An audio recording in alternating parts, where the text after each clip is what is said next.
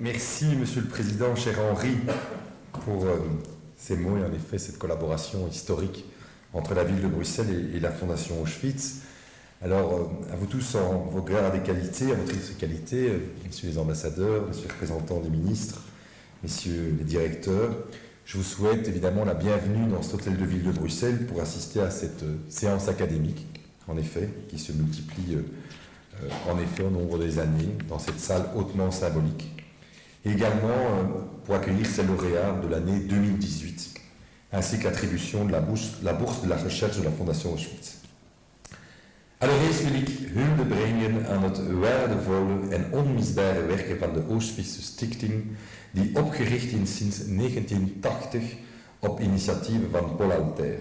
Inderdaad, de stichting documenteert, archiveert en getuigt voortdurend op scholen of voor het grote publiek door middel van publicatie of conferenties met tentoonstellingen of reisje in de voetsporen van de Shoah, om de herinneringen voort te dragen wat ooit de nacht van de 20e eeuw was. Mais ce mémorial enregistre d'année en année de nouvelles études et recherches, dont celles qui sont distinguées aujourd'hui, aident probablement aussi à renouer les fils de l'histoire des Juifs d'Europe. Et sans doute y a-t-il également dans cette volonté inflexible d'expliquer et de comprendre les mécanismes de la haine génocidaire. Une volonté tout aussi inébranlable de réfléchir, de penser et d'interroger la catastrophe. Ici, il n'y a pas de pourquoi. On connaît cette sinistre réplique d'un gardien du camp de Monowitz-Auschwitz qui signifiait à Primo Levi la perte de sens de toute chose. Ce n'est qu'en apportant des réponses au pourquoi du mal que les hommes peuvent se retrouver en humanité. Essayez, sans relâche, de répondre à la question lancinante « Pourquoi ?» de Primo Levi et de ses frères d'infortune. Hier comme aujourd'hui nous donne une possibilité de ne pas désespérer de l'humanité. C'est parce qu'il ne pourra jamais y avoir de malgré Auschwitz que nous devons inlassablement éclairer le chemin qui a conduit aux ténèbres. S'il cesse de penser, chaque être humain peut agir en barbare, nous avertit Hannah Arendt.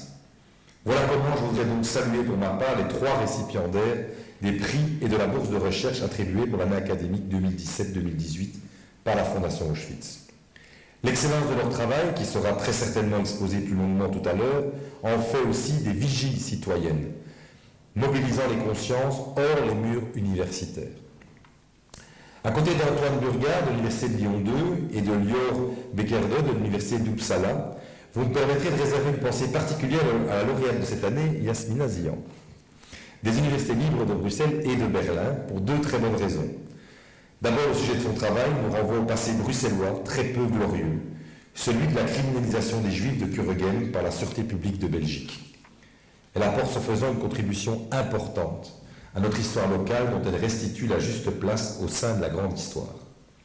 Et puis je suis très fier de vous annoncer évidemment que j'ai pu travailler, je le sais très ému parce que je l'ai vu juste avant, avec son père, Khalid, qui est juste derrière, qui au-delà d'être un vieux compagnon de route est aussi un ami, et qui puis je peux vous dire que comme échevin évidemment a fait beaucoup de choses, mais je peux le dire à Yasmina, est très ému d'être là à côté de toi. C'est donc une très grande satisfaction de féliciter à la fois Khalid mais également Yasmina pour cette distinction qu'a décidé de lui attribuer la Fondation Auschwitz.